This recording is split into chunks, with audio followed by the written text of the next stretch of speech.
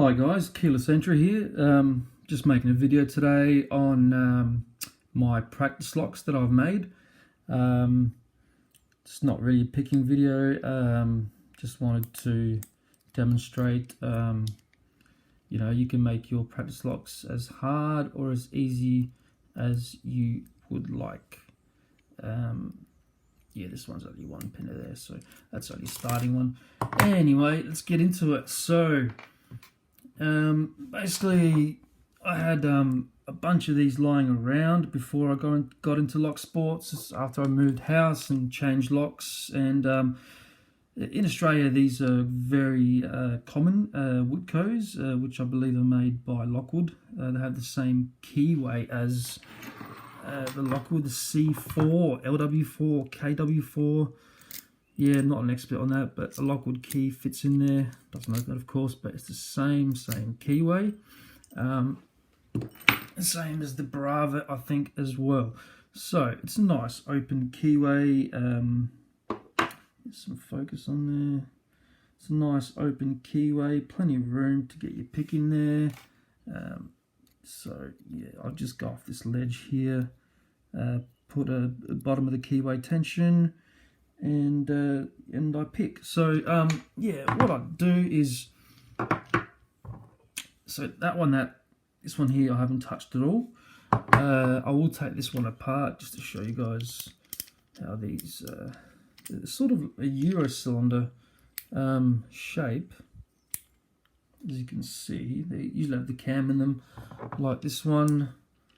They are a bit of a floating cam. That one's locked, so I can't do that one, but just take these top. What you do is take these tops off, these top two screws out.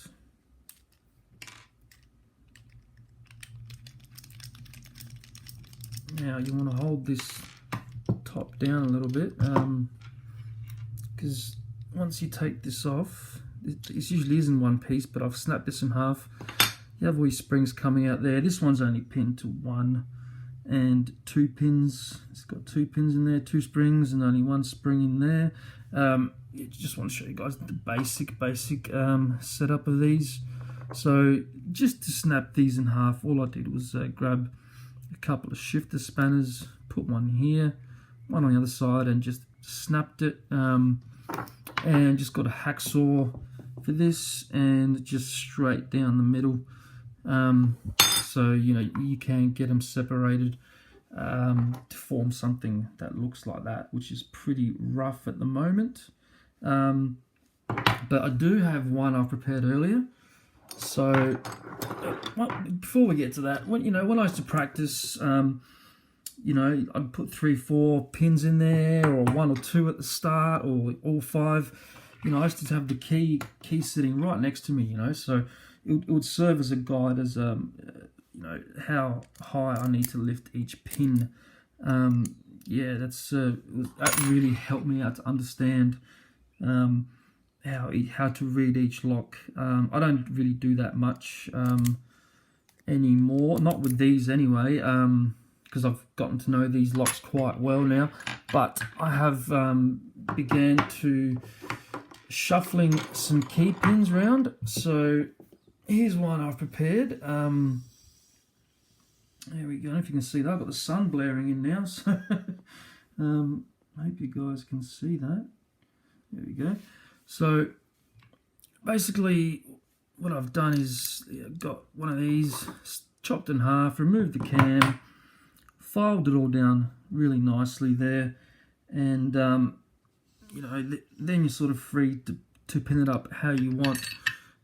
You can put the key pins in first, and then put it inside the lock, put the circlip on the back, and then drop your drivers in through the top, your springs, and the top cap, and your screw. You can do it a different way as well. If you don't like this top cap, it sort of looks like a kick cylinder now. So you can grind that, file that little thing on the end flat.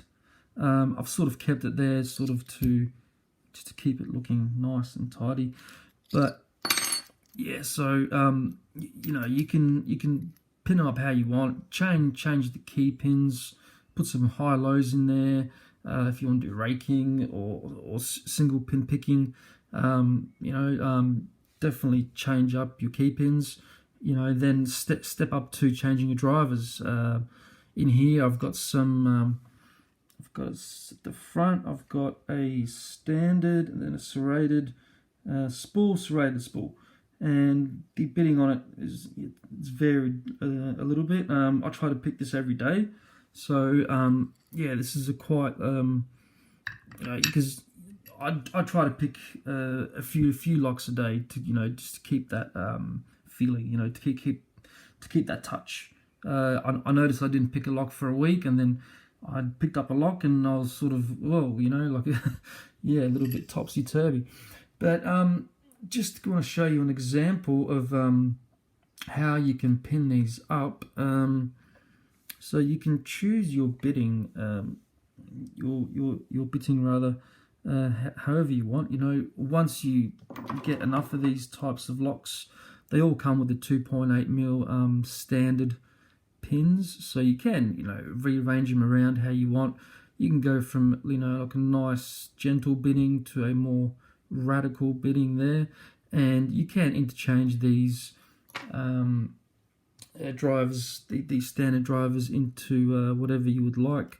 So on these low cut ones, I'd probably put like a spool in there like that. On the high cut one, I'll probably leave it like it is. This one here, let's just put a mushroom in there. I don't know how to set these mushrooms up. If someone could tell me if it's this way or the other way, I'm not too sure. I've tried them both ways. They're both hard for me, so I don't think it matters. But yeah, and then maybe down the end, you can put a serrated one in there, like so. So it's really up to you how you want to do your own locks. Practice locks are awesome. It's a lot cheaper to buy these types of locks than buy a whole bunch of locks and do each one individually. Pick each one individually as is from the factory, or if they're challenge locks. You can make your own challenge locks for yourself. With these. I recently bought the Sparrows Progressive kit myself and a cutaway, just so I can have an idea of how to pin these up. So purposely I've pinned this one up incorrectly to the key pins. As you can see, this spool here is so I've got a spool, standard spool, serrated spool, and I think there's a serrated. I've got a sixth one here. I've got it keyed up for 6, and there's a serrated hiding behind there. So when I take the key out, you can see the standard or serrated has gone down into play. This spool not so much, and this spool not so much. So what I would recommend is if you do have low cut pins and are making your own practice locks, put in your spools, T-pins or mushrooms on the lower cut pins, and on the higher cut pins, put your on the lower cut pins with lower cut on your key with the higher pin. You can put in your standard or serrated on the medium ones. I found that myself to be challenging and effective. So yeah, it's really cost-effective way of doing it. I did buy the Progressive Sparrows set, the 2, 3, 4, 5 pins. I like to leave the 4, 5 pins as they are when they came, or how they came from Sparrows. I have keyed up number 2 and 3. I was just finding I was getting through these a bit too quickly. So these are now have security pins in them, and they're set up to 5 pins. This one, 5-pin chests. So I've got when I bought this cutaway from Sparrows, I got the option of which security pins were included. I chose the chest pins because I saw Bozzy and Bill was having a lot of trouble with them, and I've seen them in a lot of challenge locks too. So Yeah, I just threw them in here, and I cannot pick this to save my life. I have had some success with this one. This is a 5-pin as well. It's got mushroom and spools in here, so your normal traditional spools and your mushroom spools. Really real fun. Highly recommend this set, and if you're just starting out, it's really awesome. I was going to get the Sparrows revolver, but these were a lot cheaper actually, and I sort of thought about it, and with the revolver you got one single core, and you got 4 Bibles around it.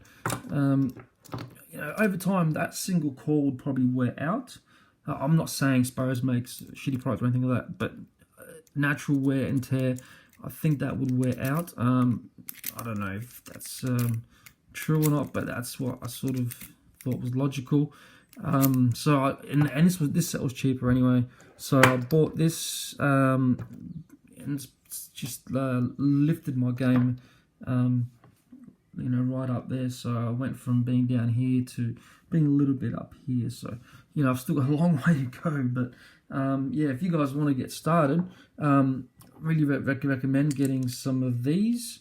I'm not sure how readily available they are in outside of Australia, but yeah, these are damn cheap on eBay, or go to your locksmith.